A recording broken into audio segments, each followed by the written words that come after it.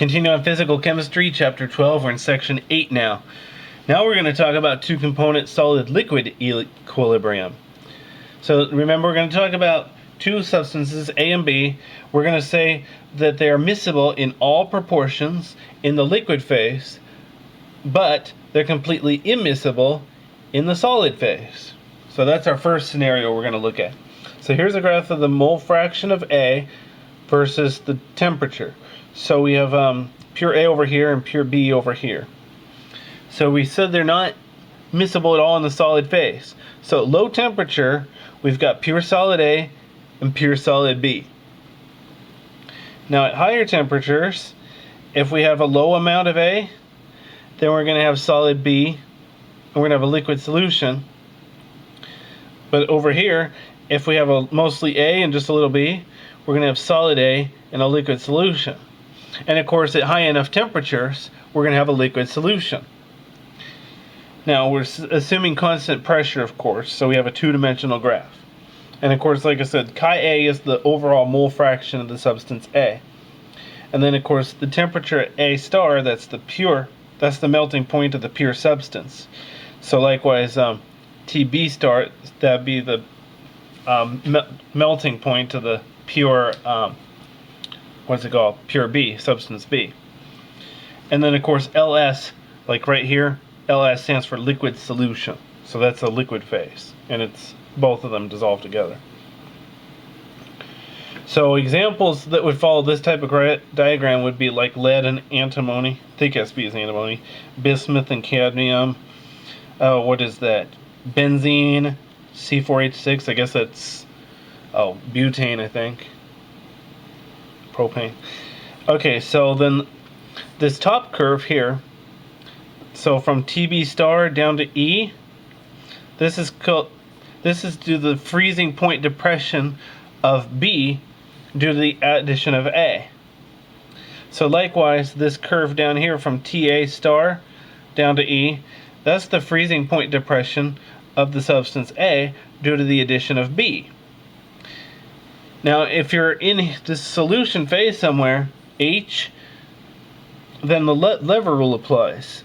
So you have pure B solid, and that comes out when the solution is cooled off at point H, because the tie line goes over to pure B. So at point F, let's see, where are we? Point F, you're still going to get pure B freezing out because the tie line goes over to the left. And likewise, I already said how point H, the tie line goes over to the pure B, therefore pure B freezes out when you're cooled down. Now at point K, we actually have three phases. We have solid A, we have solid B, and that's in equilibrium with a liquid solution. Now we have two components, though, A and B. So for that point K, remember we have the number of independent components minus the number of phases plus 2. So we have two components minus 3 phases plus 2. But one of those is temperature. Oops, I'm not showing that very well. So one of those degrees of, one is for temperature, one is pressure. So the degrees of freedom is at 1, which makes sense because we're at a point. Now again, on this diagram, we're holding pressure constant. So F is actually 0. The degrees of freedom is actually 0 when you're at a point. Now E, we have the same number of degrees of freedom as K. The E is got a special name. It's called the eutectic point. Eutectic means easily melted, because in this example, it's the minimum melting point. It's whatever composition will get the lowest melting point. Okay, now let's talk about solid solutions. Now let's say we have substance A and substance B mix, and they form a solid solution at the molecular or atomic level. If they have 1, similar chemical properties, 2, similar crystal structure, and 3, appropriate radius ratio. We're going to talk about what appropriate means in just a little bit. Now, upon cooling, solid solutions, of course, they can have complete miscibility, partial miscibility, or complete immiscibility. And of course, that means all those scenarios will have different phase diagrams. Now there's a couple of different types of solid solutions. This first one is an interstitial solid solution. Now an example is steel. Notice I've drawn atoms of two different sizes. These large atoms are the iron. These two smaller atoms are the carbon. So basically what you've got is the iron solid, just like you normally would have, and then you have the little carbon atoms squeezed in between them. Now other examples of interstitial solid solutions. Oh wait, that doesn't make right. Zinc and copper, or zinc and titanium hydride. Brass is copper and zinc. Okay, the alternative would be a substitutional solid solution. Let's say we've got all these atoms of the same size, but some happen to be nickel, some happen to be copper. The nickel, the radius of an atom is about 0.125 nanometers, and copper, the radius of an atom is about 0.128 nanometers. So they're pretty much interchangeable, and they just substitute for each other in the solid solution.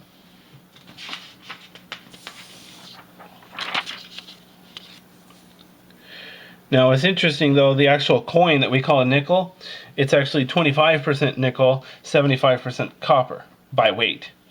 So that's an example of a substitutional solid solution. Now of course the reason they do that is because it's harder than pure nickel or pure copper, and it's also more corrosion resistant than pure copper or pure nickel. Okay, now let's talk about liquid phase miscibility and solid phase miscibility. So we have a graph here of temperature versus mole fraction of nickel. So over here we have pure nickel, over here we have pure copper. So of course at low temperatures we'll have SS, just solid solution, and at higher temperatures we'll have LS, liquid solution, and then of course in between you'd expect both a liquid solution and a solid solution. Now again, we're going to keep it at constant pressure so that we have a two-dimensional graph instead of a three-dimensional graph. So if you're in here at a point, you still got your horizontal line, your tie line, to see what composition you've got. So this top curve here, this is called your freezing point curve. The bottom curve here, this is called your melting point curve. Now, as it cools, so we're starting high temperature, coming straight down. As it cools, the first solid to come out is an alloy, richer in nickel. So if you're at this point here, you look at your tie line, this is what your solid's going to be that's precipitating out. So it's going to have this composition. It's going to have more nickel in it. So as it cools, the first solid to come out is an alloy richer in nickel, since nickel has the higher melting point. MP is melting point. Now at the melting curve, that's the bottom one, the solid solution that comes out will have the same composition as the original liquid solution.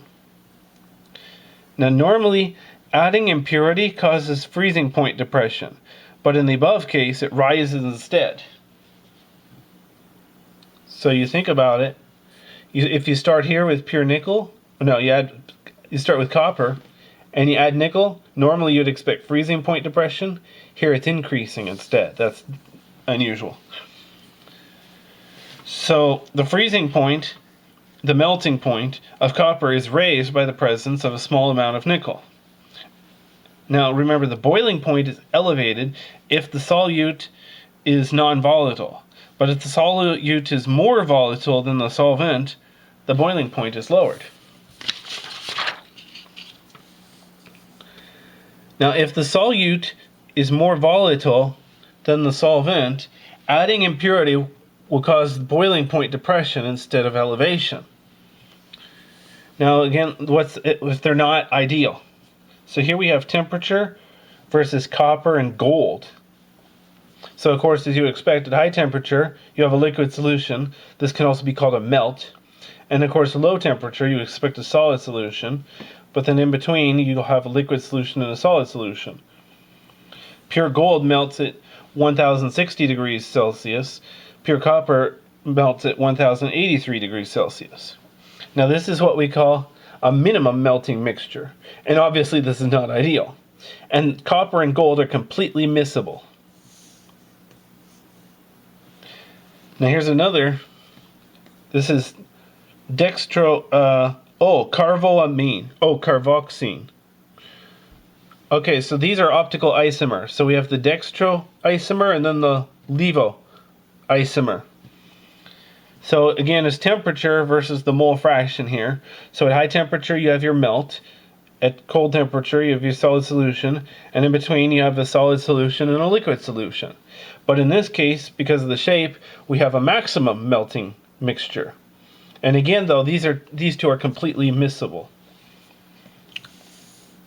Now let's talk about partial miscibility. Let's say we have liquid phase miscibility and solid phase partial miscibility. So it's still going to look the same. We're going to have temperature versus mole fraction of copper and silver in this case. So at really high temperature, you're going to end up with liquid eventually. But you think about this, at low temperature, at most, if you have really low, let's see, this one's copper. So if you have really copper, you're going to have this alpha phase. And if you really have high copper, you'll have this beta phase. But if you have in between, you'll have both the solid and the beta phase. So this is a miscibility gap, just like we had with that circle before. And then, of course, if you heat these up, you'll get either the liquid solution in the beta phase or the liquid solution in the alpha phase. And, of course, remember alpha and beta phases, those are two different solid phases because they have solid phase partial miscibility.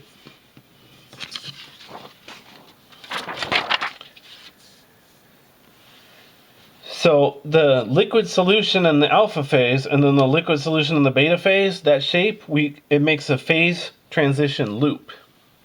Now alpha is solid silver saturated with copper. So we're considering silver to be the solvent. Beta is solid copper saturated with silver.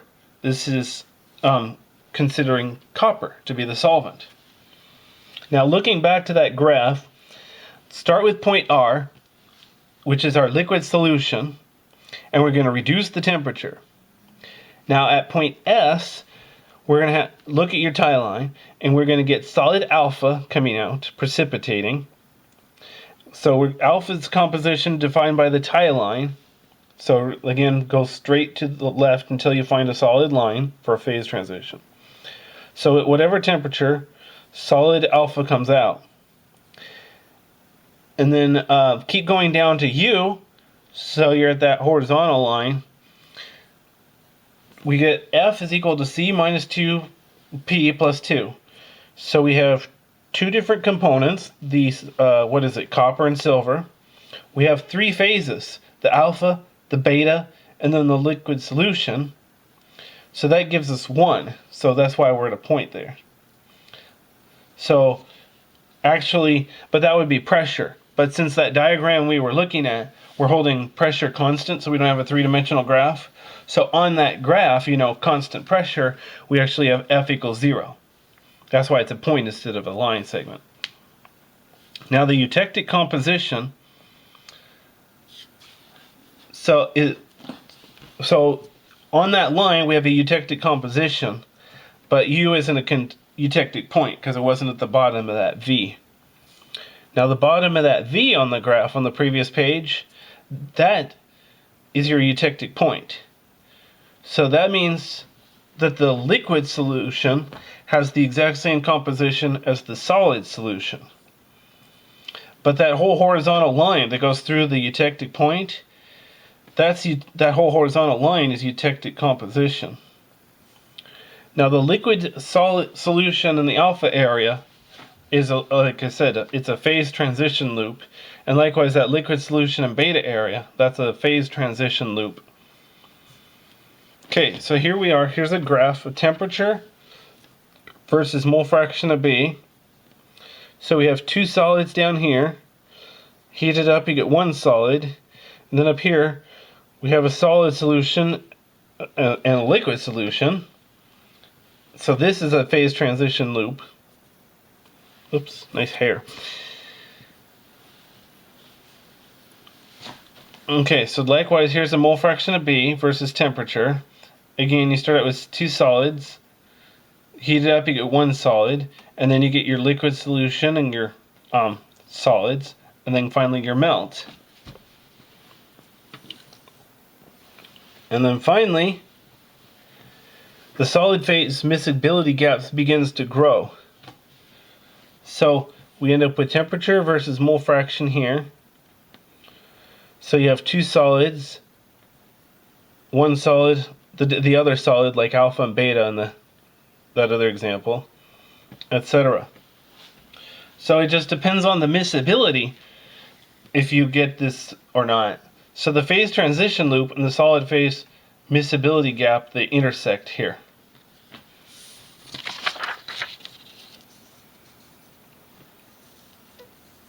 Okay, so look at figure 12-24. So you have temperature versus mole fraction of A again. So here we have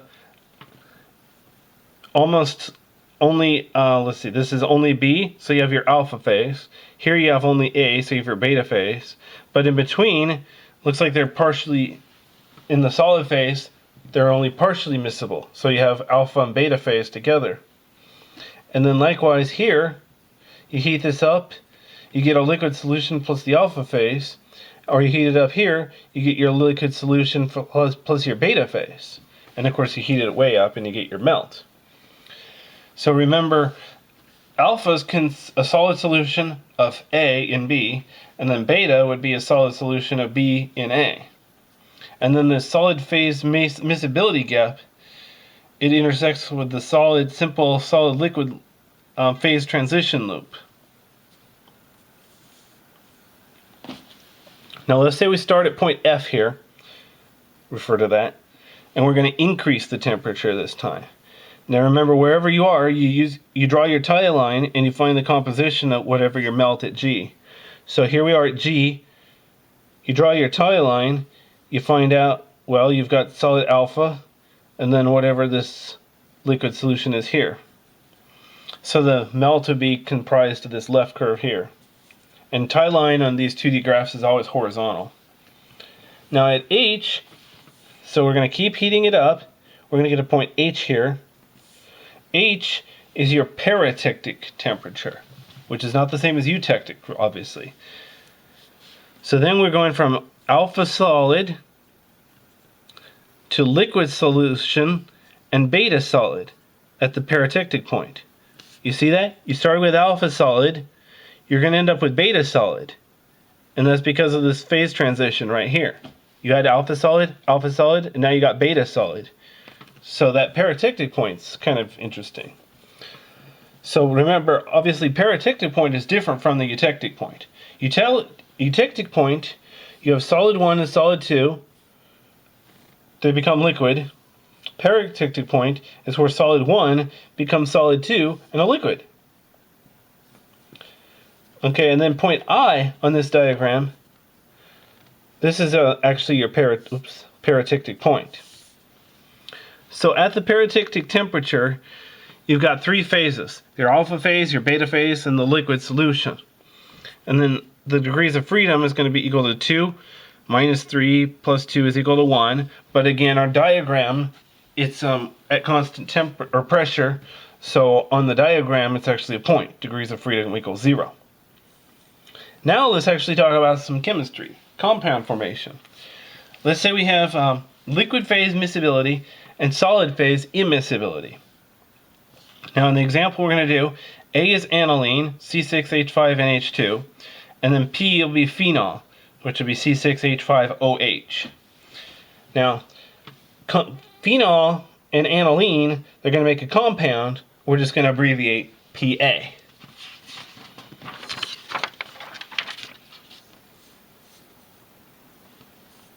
So we have the temperature versus phenol and aniline. So this would be pure phenol, pure aniline. So, like say we have pure phenol, we add aniline, we get our freezing point depression. And likewise, if we start with pure aniline, we add phenol, we get our freezing point depression.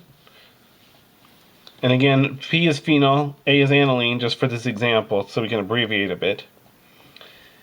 So N would be the number of compounds. So n plus 1 is going to be the number of eutectic points. This diagram doesn't have any eutectic points. I mean, I got it backwards. It doesn't have any peritectic points. So you can take a look at that. So if n is the number of compounds formed, then the number of eutectic points is n plus 1, assuming that there are no peritectic points. Okay, now let's say we have substance A and B to form compound A2B. So here we got temperature versus A again. And now A2B, there's our compound. So we're going to start out here. You got A solid and A2B solid. Just draw your tie line. Or down here you've got B solid and A2B solid. There's obviously. So if you get up here to the point where you've got the A solid and the B solid, A2B solid, right on this line, you've got all three basically because they're in equilibrium. And then up here you've got your A2B solid but a liquid solution. So this point here, M, this is a peritectic point. So if you just heat up pure A2B to M, you're going to get a liquid solution. Okay, I don't know why I wrote that. Oh, no. You'll be up here, so you'll get a liquid solution in pure A. So that's interesting, because so your A2B solid is going to become A solid, basically, as that liquid solution comes out. That's a peritectic point. And that is the end of Chapter 12, Section 8.